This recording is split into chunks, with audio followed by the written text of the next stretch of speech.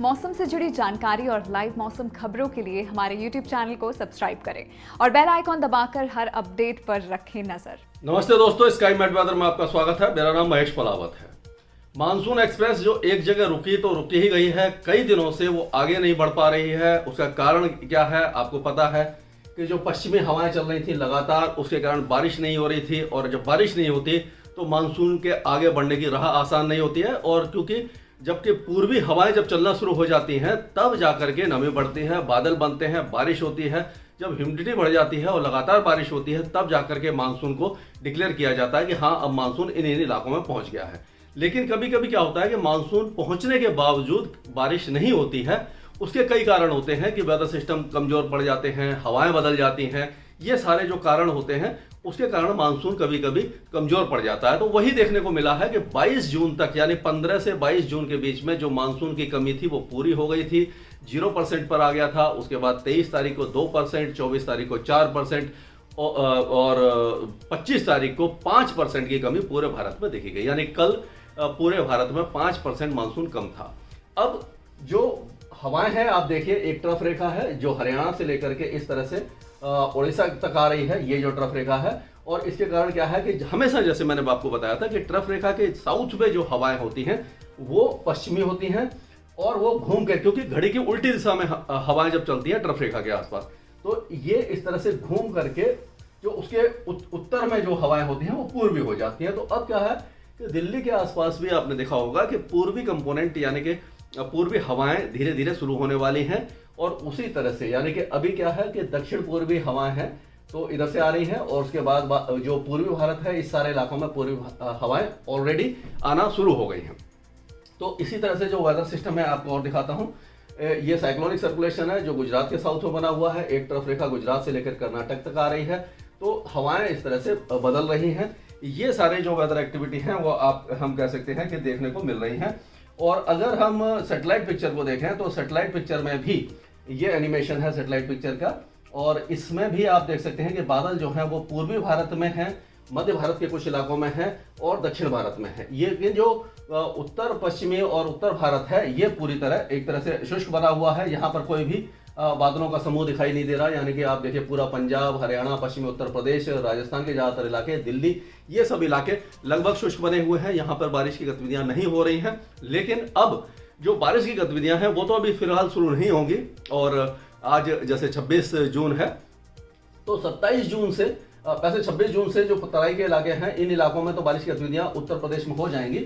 और उसके बाद 27 और 28 तारीख से जो पंजाब, हरियाणा, दिल्ली, पश्चिमी उत्तर प्रदेश और मध्य प्रदेश के कई इलाकों में गरज चमक के साथ बौछारें शुरू हो जाएंगी। यानी प्री मानसून गतिविधियां शुरू हो जाएंगी जो मानसून से आने के पहले होती हैं। और उसके बाद जो है मानसून आगे बढ़ना शुरू हो जाएगा। और जैसे हमने पहले भी देखा था कि जो हवाएं हैं वो इस तरह से आगे बढ़ेंगी, ये यानी कि इधर से ऐसे आएंगी और यहां से नमी लेते हुए और इस तरह से ये पूर्वी भारत की तरफ आएंगी। यानी कि ये गुजरात वगैरह जो इलाके हैं ये सारे तो आप कहेंगे कि शुष्क बने रहेंगे, लेकिन जो बाकी इलाके हैं यानी इस तरह से घूम के जब हवाएं आएंगी तो इन इलाकों में जो हवाएं हैं वो हम कह सकते हैं कि पूर्वी आ जाएगी। तो अब क्या है कि जैसे मैंने बताया कि उत्तर भारत में इस तरह की वेदर एक्टिविटी शुरू होंगी। जम्मू कश्मीर, गिलगित बाल्टिस्तान, मुजफ्फराबाद, लद्दाख और हिमाचल प्रदेश फिलहाल शुष्क रहेंगे। पहले जो बारिश की गतिविधियां आएंगी क्योंकि यहां से आएंगी तो उत्तराखंड में जो बारिश है वो पहले आना शुरू हो जाएगी और उसके बाद ही जाकर के कहीं और बाकी इलाकों में बारिश की गतिविधियां देखने को मिलेंगी। तो अब जो वेदर एक्टिविटी है पूर्वी भारत की अगर हम बात करते हैं तो ये जो पटना, गया और मुजफ्फरनगर, ये जितने इलाके हैं, भागलपुर, पूर्णिया, इन सारे इलाकों में बारिश की गतिविधियां अब शुरू हो जाएंगी। एक बार फिर से थोड़ी सी बढ़ेंगी। झारखंड के कई इलाकों में, पश्चिम बंगाल में, इन सारे इलाकों में और उड़ीसा के कई इलाकों में बारिश की गतिविधियां देखने को मिलेंगी। पूर्वी उत्तर प्रदेश में भी बारिश हो रही है। अब धीरे धीरे बारिश की गतिविधियां बढ़ जाएंगी और जब इस इलाके में बारिश की गतिविधियां बढ़ेंगी तो जो बिहार तक मानसून पहुंचा है वो पूर्वी उत्तर प्रदेश तक पहुंच जाएगा अगले 2 दिनों के दौरान। और उसके बाद बहुत जल्दी यानी कि उसके बाद बारिश की गतिविधियां एकदम बढ़ने वाली है। तो उसके कारण क्या होगा कि पूरे जो उत्तर भारत है यहां पर भी मानसून काफी तेजी से अपना मतलब कि कह सकते हैं मूवमेंट करेगा। और मानसून है जो हम कह सकते हैं इस तरह से आगे बढ़ेगा और राजस्थान और गुजरात ये सारे इलाकों को कवर करता हुआ ये जो इलाके हैं इन इलाकों को 2 दिनों में कवर कर जाएगा। और उसके बाद ये दिल्ली और हिमाचल, पंजाब के कुछ इलाके और हरियाणा के कुछ इलाकों में पहुंच जाएगा। ये 30 तारीख के आसपास का एपिसोड है। तो पूर्वोत्तर भारत में अभी भी बारिश की गतिविधियां कम है और ये बहुत अच्छी बात है कि बारिश तो हो रही है, लेकिन मूसलाधार बारिश नहीं हो रही है। अगले 2-3 दिनों के दौरान बारिश की गतिविधियां बहुत ज्यादा नहीं रहेंगी, मतलब पूरे सप्ताह हम कह सकते हैं कि बहुत ज्यादा heavy to very heavy rain इन इलाकों में देखने को नहीं मिलेगी। 1-2 हैवी स्पेल हो सकता है। और अगर मध्य भारत की हम बात करते हैं तो मध्य भारत में अभी जो फिलहाल तो जो मध्य प्रदेश है उसमें छुटपुट बारिश की गतिविधियां रहेंगी। गुजरात के साउथ में बारिश की गतिविधियां काफी अच्छी रहने वाली हैं और गुजरात और राजस्थान के ज्यादातर इलाके जो यानी कह सकते हैं आप 1 और 2 जुलाई को भारी बारिश देखेंगे। और कल यानी कि 27 तारीख के आसपास हमें उम्मीद है कि भोपाल, इंदौर और उज्जैन, रतलाम, ये जो इलाके हैं इस इलाके में भी मध्य प्रदेश में तेज बारिश की गतिविधियां हो सकती हैं।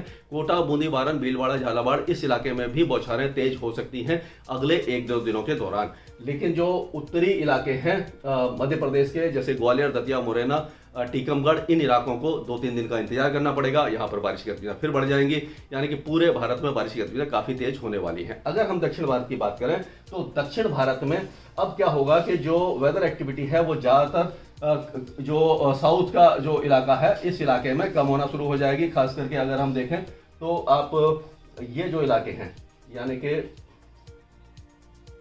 ये इलाके हैं, इन सारे इलाकों में आप कह सकते हो कि आंतरिक कर्नाटका हो गया, केरल हो गया, तमिलनाडु और रायलसीमा, इस इलाके में मानसून मतलब कमजोर पड़ जाएगा और बारिश बहुत ज्यादा कम हो जाएगी। लेकिन तेलंगाना और तटीय आंध्र प्रदेश के साथ साथ कोस्टल कर्नाटका, कोकण एंड गोवा, मुंबई वगैरह, इन इलाकों में बारिश की गतिविधियां जारी रहेंगी। मुंबई में बारिश की गतिविधियां जैसा एंटिसिपेशन था कि बहुत ज्यादा हैवी रेन होने वाली है, वो नहीं हो पाई है। जो साइक्लोनिक सर्कुलेशन हमने दिखाया था आपको वो बढ़ गया, आगे चला गया है। और ये जो देखिए, ये जहां पर था यानी मुंबई के आसपास था वो और आगे चला गया है, तो इसके कारण ये बारिश की गतिविधियां कम हो गई है। लेकिन आप देखिए बादल बने हुए हैं, ट्रफ रेखा यहाँ पे जा रही है, तो 30 तारीख तक यहाँ पर बारिश की गतिविधियां ठीक ठाक रहेंगी। बहुत ज्यादा हैवी रेन नहीं रहेगी, लेकिन मौसम ठीक ठाक हो जाएगा इन बारिश की गतिविधियों के कारण। और जो आंतरिक इलाके हैं विदर्भ वगैरह में 27-28 तारीख के आसपास भारी बारिश की गतिविधियां नागपुर, अकोला, अमरोती, वाशिम, वर्धा, भंडारा, इन इलाकों में होने की संभावना दिखाई दे रही है। और जो लक्षद्वीप है इस इलाके में लाइट टू मॉडरेट रेन रहेगी। अंडमान और निकोबार द्वीप समूह में 1-2 स्थानों पर तेज बारिश की गतिविधियां संभव नजर आ रही है। स्काईमेट वेदर में अभी के लिए इतना ही। मौसम से जुड़ी जानकारी और लाइव मौसम खबरों के लिए हमारे YouTube चैनल को सब्सक्राइब करें और बेल आइकॉन दबाकर हर अपडेट पर रखें नजर।